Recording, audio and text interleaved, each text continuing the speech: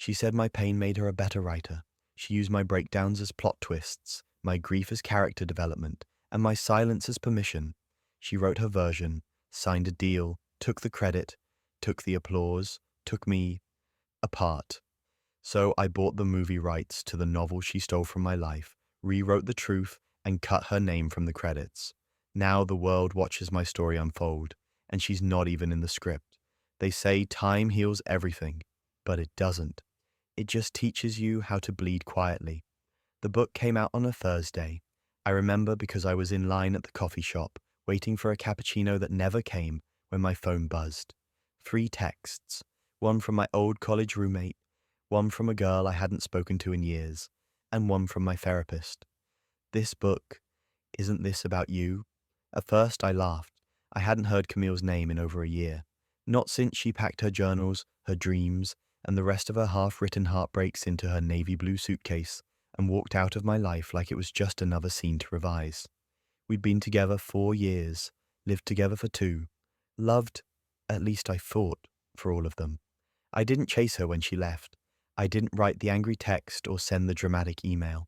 I just sat on the edge of our bed and stared at the cracks in the ceiling, listening to the silence she left behind. But now she had written a novel, and it was everywhere. Gravity Doesn't Forgive, a raw, fearless debut about love, trauma, and redemption. It hit the bestseller list by Sunday. Critics called it brilliant, visceral, and devastatingly real. They weren't wrong, it was real, because it was my story. I picked up a copy at the train station, paperback, front cover, a silhouette of a man falling against a starry sky. I flipped to the first page and started to read. Every detail, mine. The late-night panic attacks, the grief over my mother's overdose, the way I used to record voice notes when I couldn't sleep because words made the nightmares smaller. Even the fictional character's name wasn't changed enough. Eli. Just close enough to twist the knife. Only Camille wasn't the one suffering in the book. She was the hero, the one who endured his storms, the one who rebuilt herself after surviving him. I was no longer a person. I was plot. The worst part, I remembered the night she asked me to talk about my pain, how she'd cup her hands around a mug of green tea and whisper, "I just want to understand you." And I believed her. Every journal she kept, every question she asked, every way she leaned in closer. It wasn't for me. It was for the book, for her book. I turned to the acknowledgements. Her words stared back at me like a slap. To the man who broke me, thank you for the material. I closed the book slowly. The paper trembled in my hands. Not from rage, from the kind of grief you feel when you realize you weren't in love. You were in research. I didn't call her, didn't tweet, didn't defend myself, because I knew how this game worked. She was the victim, the woman who rose from the ashes, the one who turned trauma into triumph. And me? I was the shadowy figure in the background, the unnamed X in every interview. When they asked her how she created such believable emotional scenes, she said, "Some pain doesn't need to be imagined." When they asked if the book was autobiographical, she said, "It's inspired by life, but fiction is always fiction." How convenient. She got the publishing deal, the profile in The Atlantic, the panel at the Brooklyn Lit Fest, and I got silence. But here's the thing Camille never understood. When you steal someone's truth, they don't always fight you in court. Some of us fight you in places you don't even know to look, because I didn't want the spotlight. I didn't want revenge. I wanted the story back, and I knew exactly how to take it. It started 2 weeks later, when a trade blog posted a rumor. Streaming services in bidding war over Gravity doesn't forgive film rights. Insiders say Netflix, Amazon, and a shadow buyer are circling the table. I clicked the article. One name stood out, Lion Gate Studio, where my cousin works, quietly, in acquisitions. I picked up the phone. Ethan. He sounded surprised. We hadn't spoken since my dad's funeral. "I need a favor," I said, "and a lawyer." He didn't ask questions because some family doesn't need explanations. They just wait for the next page. I created a holding company under a pseudonym, registered in Delaware, funded quietly through an account I'd built from freelance projects, side consults, and 10 years of silent work. The bid we placed wasn't the highest, but it was fast, clean, and cash forward. Within 11 days, I received a confirmation email.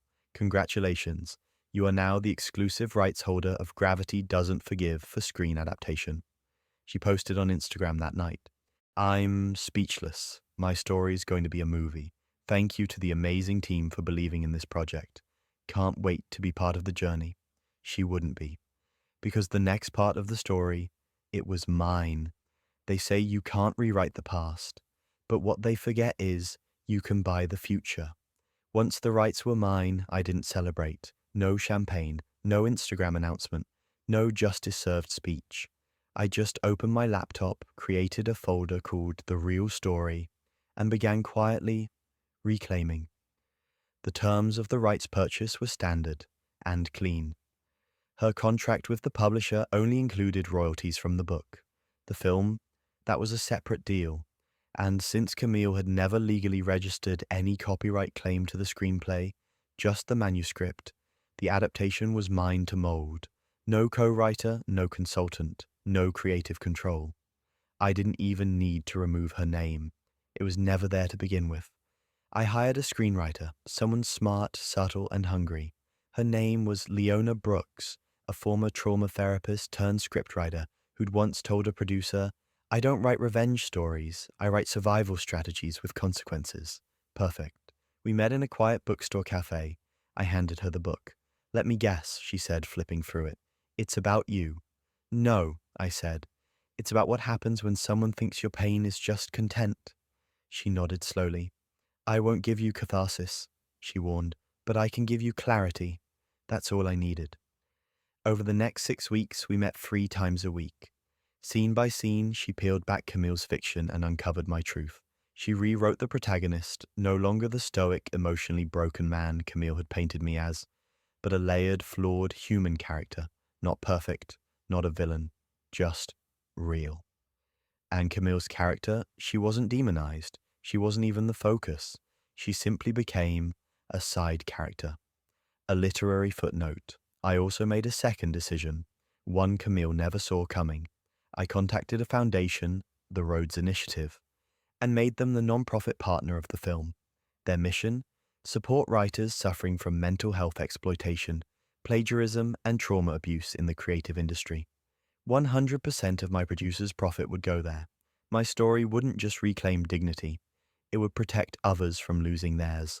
In the meantime, Camille kept posting. Her latest post, met with some amazing screenwriters today.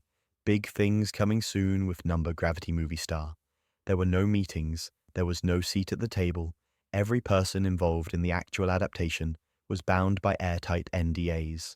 No leaks, no credit, no Camille. 3 months after the final draft was locked, we submitted the script to 3 independent female directors. One of them, Marisol Beck, had directed a docudrama about psychological abuse survivors and won a BAFTA. She said yes after a single read.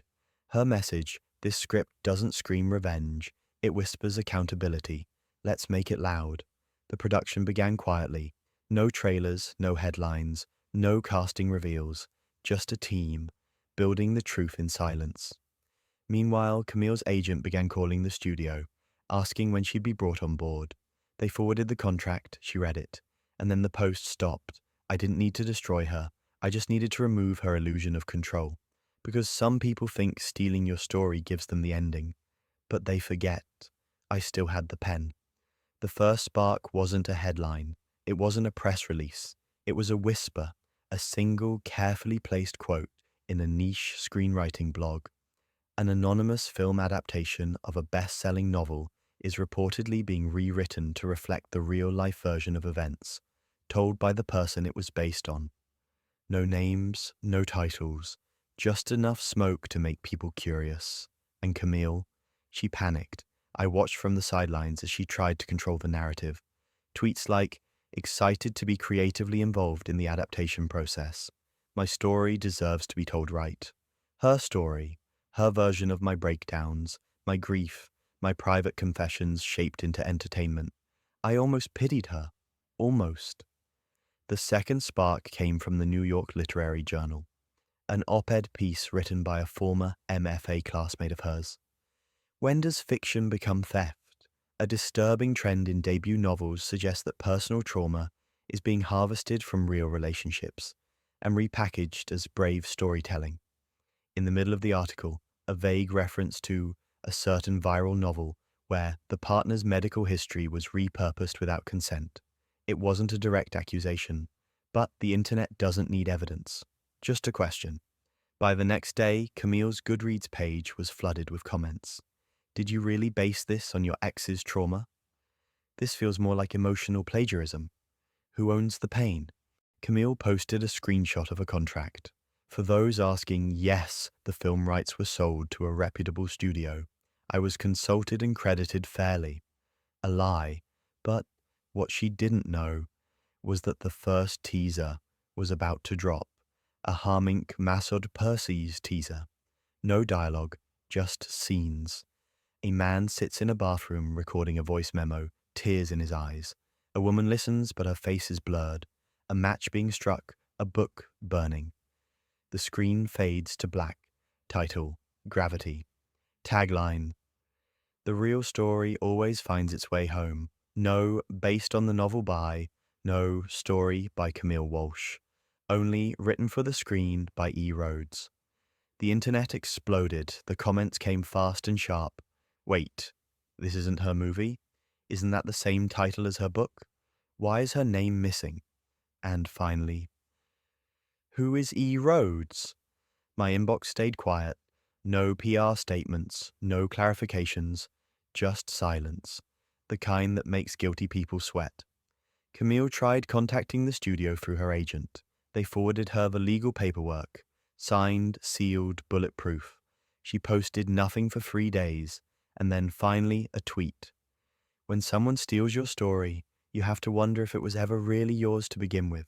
It was a weak jab. Desperate. I didn't respond, because I wasn't stealing her story. I was restoring mine. Behind the scenes, production moved ahead. We cast an unknown for the lead, someone with sad eyes and steady hands. The director, Marisol, texted me after the first table read, "He doesn't perform grief, he carries it." And I thought, good. Let it be heavy. Let the audience feel what I lived through. Let her feel what it's like to watch your own work from the outside. The premiere date was set for the fall, the same week Camille's second book was scheduled for release. The timing? Pure coincidence, or maybe gravity.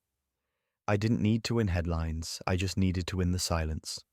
The teaser had done its job, a name stripped away, a credit removed, and a question left hanging in the air. Where's Camille? Her second book launched to muted applause. Reviews were colder, still raw, but something feels borrowed. One headline read, "Recycled trauma in a sophomore effort." I didn't gloat, didn't tweet, didn't leak emails. Instead, I approved the final cut of Gravity. The studio requested a press day. I said no interviews, no red carpets. Let the film speak for itself. They agreed and leaned into the mystery. The marketing campaign was minimal. A poster, a tagline, no faces, just a shadow of a man in a recording booth. Then came the media fallout. Camille went on a podcast. She tried to spin it, her voice flat, her laughs forced. I was heavily involved in the early drafts. This film wouldn't exist without the emotional blueprint I gave it. The host paused, then asked the only question that mattered. But if the story is yours, why isn't your name on it? She hesitated. You'd have to ask them, she said. But the world had already decided. You can't claim authorship of someone else's survival. The early reviews were brutal. Not for the film, for her. Critics praised the movie for its honesty, its restraint, its refusal to sensationalize trauma. Finally, a film that understands the difference between pain and performance. A silent scream against emotional exploitation. The phrase repeated again and again. Emotional exploitation. It stuck. People began rereading her book with new eyes. Not as literature, but as evidence. Camille posted one final tweet. I was erased. I stared at the screen for a long time, not to savor it, but to study it. She had used that same word once in a fight we had years ago. You erase me, she'd whispered, crying into the space between us. I tell you everything, and you keep your pain locked up like a vault. You never give me anything real. I had. She just wrote over it. So no, Camille, you weren't erased. You were returned to your proper place, not as the voice of the story, but the echo that triggered its telling. And echoes fade. The premiere wasn't held at a theatre. That would have been too loud, too obvious. We rented out a small independent cinema downtown, a place where stories go to breathe, not to perform. No red carpet, no flashing bulbs, just a handwritten marquee. Tonight, Gravity, private screening. I arrived 10 minutes early. No entourage, just me and the weight of everything I never said. The room was full, industry veterans, critics, even a few therapists who had consulted on the emotional accuracy of the script. I recognized maybe 5 people, and that felt right. I sat in the back, alone. The lights dimmed, the projector hummed, and the story began. It wasn't mine anymore, not really. It belonged to everyone who had ever been rewritten by someone else, everyone who had watched their pain get romanticized, minimized, monetized. And in that dark, silent theater, I heard something I hadn't expected. Sniffling, not performative sobs, not gasps of shock, just quiet, honest recognition. A scene played where the lead character, Eli, breaks down mid-voice note, apologizing to a future version of himself. The woman in front of me squeezed her partner's hand. In that moment, I knew. This is what justice sounds like. Not thunder, not applause, just breath held a little longer, because truth is finally being heard. After the credits rolled and Camille's name never appeared, people stood up slowly, still processing. A journalist approached me cautiously. You're E. Rhodes, right? I nodded. Was that all real? No, I said softly. It was just finally told right. He paused, then asked, why didn't you put her name on it? Even as inspiration, I looked him in the eye. Because pain isn't co-authored. She had her version. This was mine. He didn't ask another question. I stepped out into the night air. The city felt louder than the film. My phone buzzed, a text from an unknown number. You really did it. I don't even know what to say. I didn't respond, but I knew who it was. I could feel the weight behind those words. Guilt has a signature you never forget. Later that night, I poured myself a glass of red wine, opened my laptop, and saw the early reviews. Elegant, haunting, precise. The most controlled unraveling of emotional theft we've seen on screen. But the one that stayed with me? Sometimes the quietest characters are the ones writing the loudest endings. I closed the screen. And finally, I slept. Not to forget her, but because I no longer needed to remember. 6 months passed. The noise faded, but the story didn't. Gravity went on to win 2 independent film awards. It was never meant to be commercial. It was meant to end something and begin something else. I now spend most of my time behind the scenes, consulting for projects that walk the razor's edge between truth and exploitation. I've turned down 3 major studios. They wanted my name on things I didn't believe in. But last week, I got a message that stopped me cold. It was from a quiet voice, a young author. She had read an article about the film's origins and wrote, "Your story saved me from letting someone else finish mine."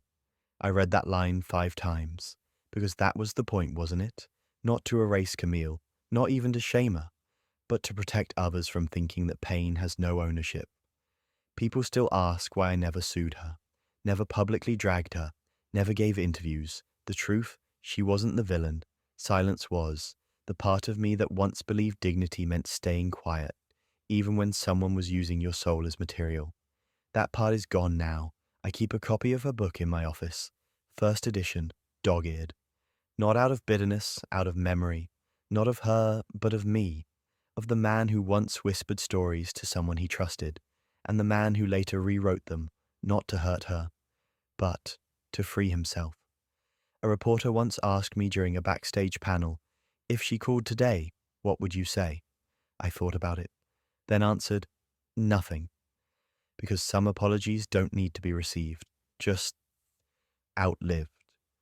My final draft sits in a drawer, A screenplay no one will ever read. It's not a film. It's not a memoir. It's just called Control plus S because I saved it. The story, the self, the silence.